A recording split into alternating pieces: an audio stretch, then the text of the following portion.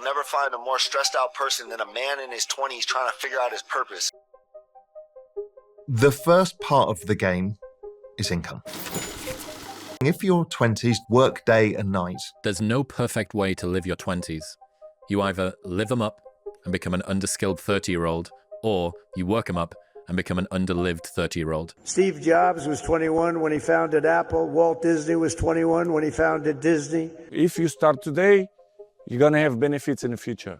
Doesn't matter the time. You think when you're young that you have all this time. You have no time.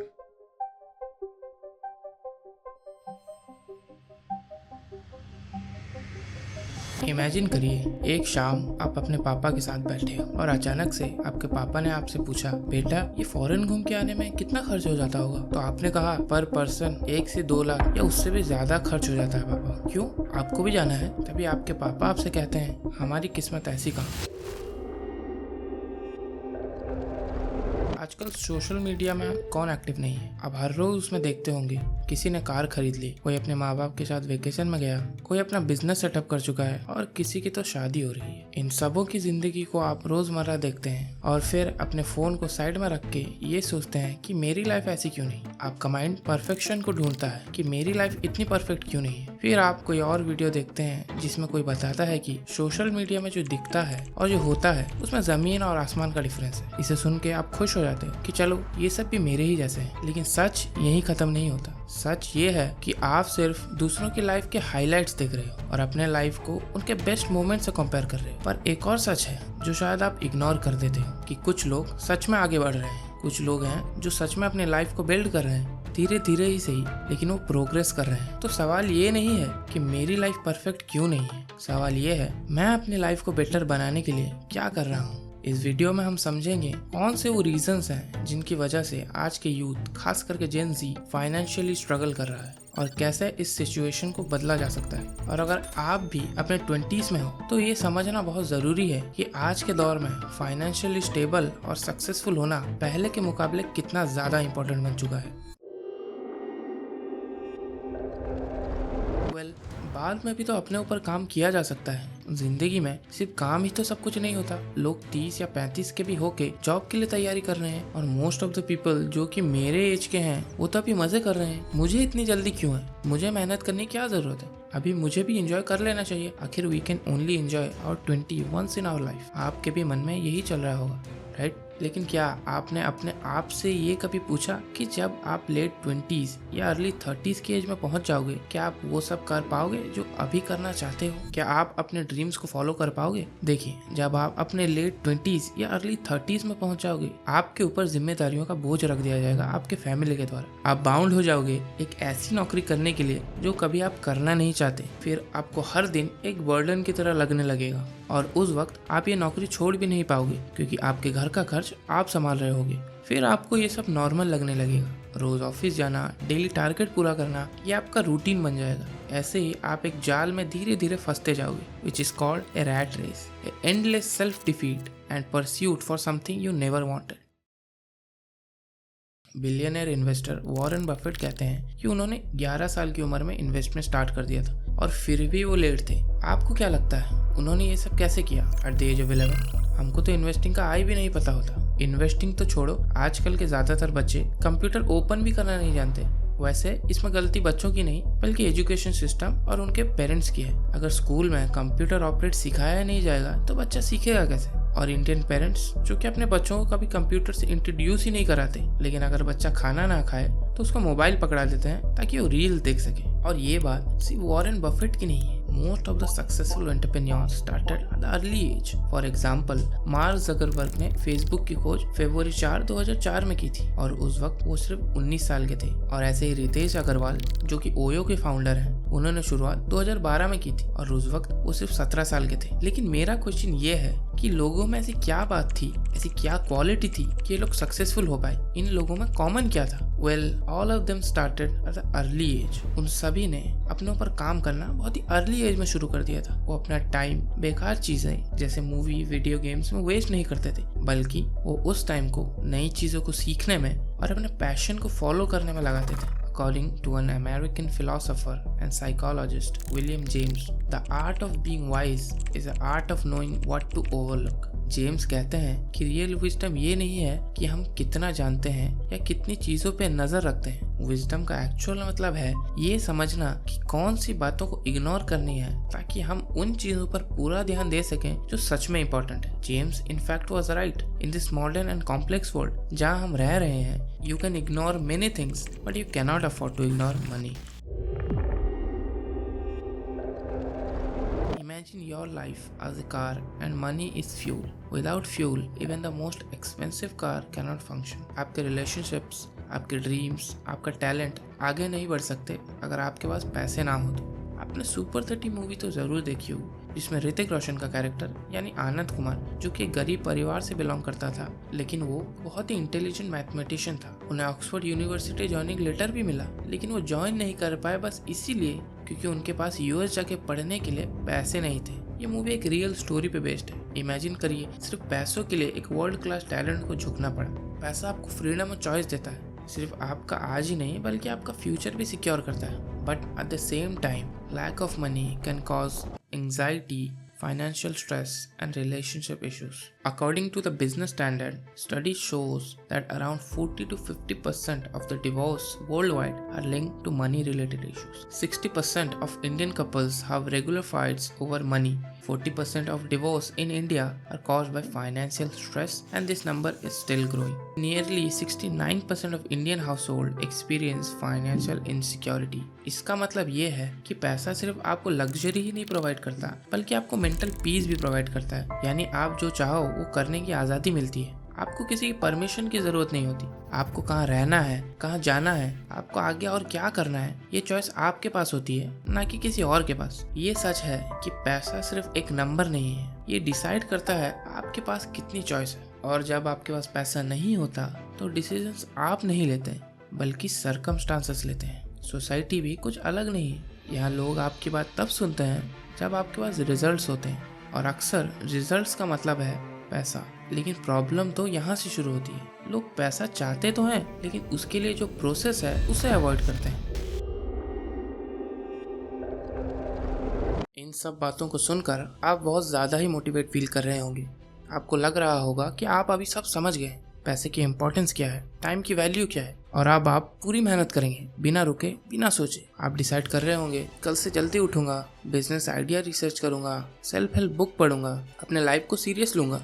और आप शायद ऐसा करना शुरू भी कर दें। आप यूट्यूब पे सर्च कर रहे होंगे best business to start, how to make money from home, millionaire habits. आपको लग रहा होगा यस तो मैं फाइनली कुछ कर रहा हूँ। बट वेट अ सेकेंड, ये जो आप अभी कर रहे हो इस टर्म को एक्शन फेकिंग कहते हैं। अब ये एक्शन फेकिंग एग्जैक्टली है क्या? Action faking is when you're doing something that feels productive but it's really a way to avoid the real hard work. एक ऐसा काम जिसको करने के बाद आपको लगता है कि आप कुछ प्रोडक्टिव कर रहे हैं, that you are making progress, लेकिन ये कुछ और नहीं बल्कि एक तरीका है रियल हार्ड वर्क को अवॉइड करने का। एग्जाम्पल के लिए जैसे आप जिम जाने का प्लान बना रहे हो, नए शूज़ खरीद रहे हो या फिटनेस के वीडियोस देख रहे हो, लेकिन एक्चुअल में आपने एक्सरसाइज अभी करना स्टार्ट किया नहीं है। बहुत सारे फेमस ऑथर और प्रोडक्टिव कोचेस ने इस टर्म को अपने बुक्स में या फिर अपने वीडियोस में डिस्क्राइब किया है।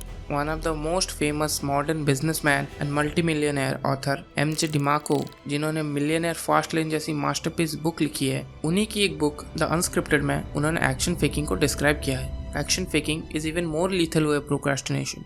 Instead of motivation you should take action. Motivation बस एक छोटा शॉट ऑफ डोपामिन है जिसका इफेक्ट शॉर्ट टर्म ही रहता है। लेकिन अगर मैं आपसे कहूं कि आप इस ट्रैप से बच सकते हैं, जैसे कि मैंने इस वीडियो की स्टार्टिंग में कहा था दैट देयर इज अ वे जो कि एक्चुअली इस ट्रैप से बाहर निकाल सकता है, the way that can help you to escape this where nearly most of the youth is stuck. By doing this you can get ahead of the 99% जो कि अभी स्क्रॉल कर रहे हैं या मोटिवेशनल वीडियो देख रहे हैं। एक रियल वे जो आपको इस जाल से छुड़ा सकता है। That takes us to the last part of our video.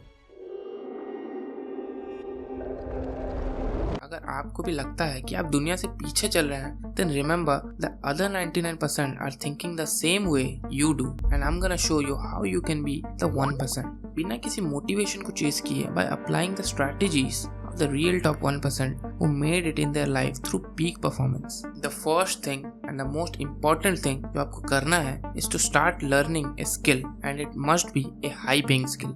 अगर आप सोच रहे होंगे which skill should I learn, it can be any skill जिसके लिए the world is ready to pay you. For example, skills like coding, designing, video editing, content writing and many more. But don't overthink. What if I pick the wrong skill? Just pick the skill and go deep inside. अगर आपके पास कोई skill नहीं है, then you don't stand out from the crowd. So learn any skill and practice it daily until you master that to the level that you are one with the level of excellence in that field. Malcolm Gladwell अपनी book Outliers में कहते हैं It takes roughly 10,000 hours of practice to become world class, जो कि कई हद तक बिल्कुल सच है। ज्यादातर लोग ये काम नहीं कर पाते, इतनी मेहनत करना हर कोई अफोर्ड नहीं कर पाता, इसीलिए वो अपनी सिचुएशन को कभी बदल ही नहीं पाते। Most people fail because they ignore the small habits every day. अगर बस आप 2 घंटा भी एक स्किल पे दें तो आप बहुत कुछ अचीव कर सकते हैं। एक सिंपल मैथ करते हैं, 2 hours per day into 365 days, which is a year, equal to 730 hours a year. Now divide that by a typical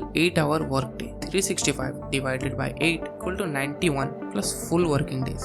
That's over 3 entire months of full-time work spent purely leveling up on single skill. Think about it. In just 1 year, you're giving yourself a time equivalent of 3+ months of full-time work dedicated primarily to mastering one single high-income skill.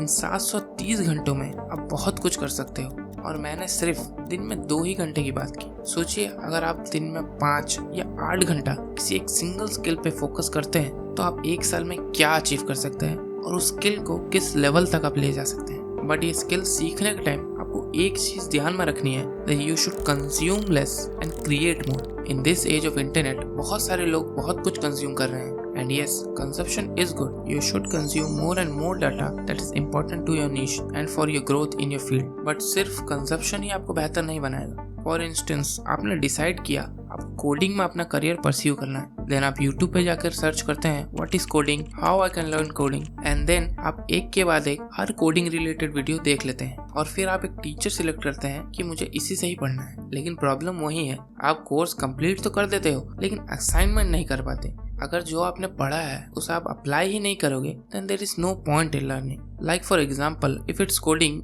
you can build lots of many projects. लेकिन अगर आपने content writing as a career choose किया है then आपको हर दिन कुछ लिखना चाहिए, 200 वर्ड ही सही, 100 वर्ड ही सही, लेकिन आपको हर दिन लिखना है। Don't just learn things, learn to create things. और मैं चाहता हूँ कि आप सिर्फ कंसिस्टेंटली हार्ड वर्क ना करो बल्कि डीप वर्क करो, क्योंकि फोकस और डेप्थ रियल गेम चेंजर है। जब आप काम शुरू कर रहे हो मेक श्योर कि आप अपने फोन से दूर रहो, एक शांत और डिस्ट्रैक्शन फ्री जगह पे काम करो और मल्टीटास्किंग से बचो, क्योंकि मल्टीटास्किंग प्रोडक्टिविटी को रिड्यूस करता है। इसी रिलेटेड एक कॉन्सेप्ट है जिसे अटेंशन रिड्यूस कहते हैं, जिसे 2009 में यूनिवर्सिटी ऑफ वॉशिंगटन की business professor doctor Sophie Leroy ने आइडेंटिफाई किया था। When you jump from one task to another, like पढ़ाई के बीच में एक 30 सेकंड का रील देख लेना या फिर कोई नोटिफिकेशन चेक करके फिर से पढ़ाई पे आ जाना, हम पढ़ाई पे वापस आ तो जाते हैं और लगता भी है कि हम पढ़ रहे हैं, लेकिन दिमाग अभी भी पिछले काम में अटका हुआ है। बार बार काम स्विच करना सिर्फ परफॉर्मेंस को कम नहीं करता बल्कि दिमाग को भी जल्दी थका देता है। Your mind doesn't reset instantly.